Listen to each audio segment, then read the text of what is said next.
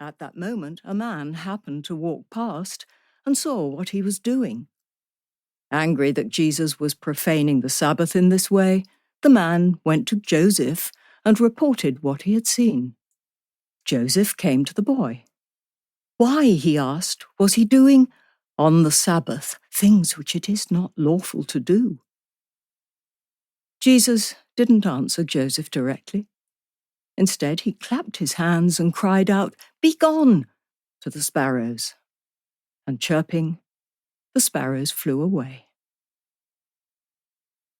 Had the events of that day stopped there, they would have been remarkable enough, but they did not.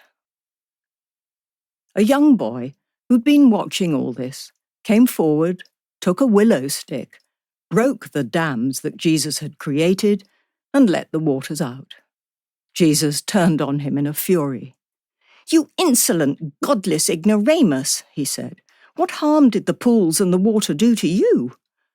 In a rage, Jesus carried on. "Behold," he said, "now you also shall wither like a tree, and shall bear neither leaves, nor root, nor fruit." The curse was opaque, but its effects were clear, for immediately that once healthy little boy became withered and deformed. Worse was to come. Not long after the incident at the stream, Jesus was passing through his village when another small boy ran past and bumped him on the shoulder. It may have been an accident, it may not. Either way, Jesus was once again angered and uttered an ominously oblique curse. "You shall not go further on your way." His meaning became clear a moment later. The little boy fell down dead. These are the words of the infancy gospel of Thomas. Introduction. Each midwinter, in chapels and churches and cathedrals, it begins. A single, small voice breaks the silence. Once in royal David's city, it sings, stood a lowly cattle shed. The carol goes on, telling a story so well known it hardly needs repeating.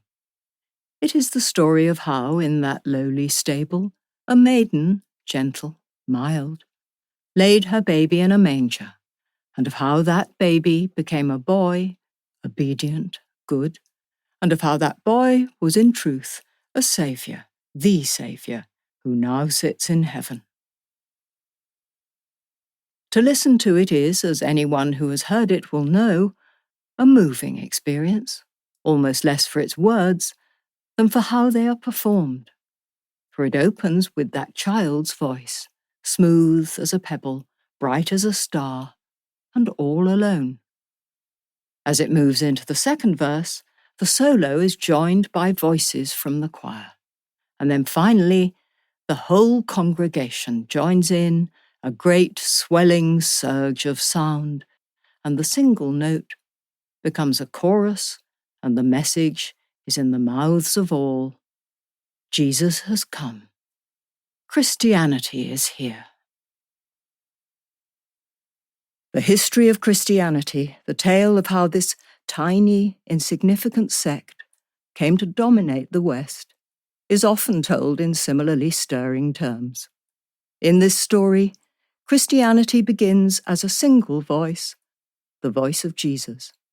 It then gathers around it a small chorus, a fisherman here, a tax collector there, before even more people are drawn to it, won over by the message of how that boy became a man who healed the blind, cured the lame, was crucified, and rose again.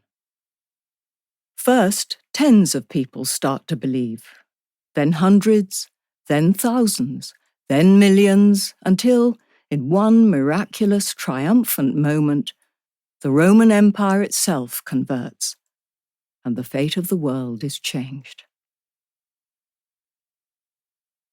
This story is familiar not merely because we have been told it, but because Christianity infuses the art and architecture of the West. It spans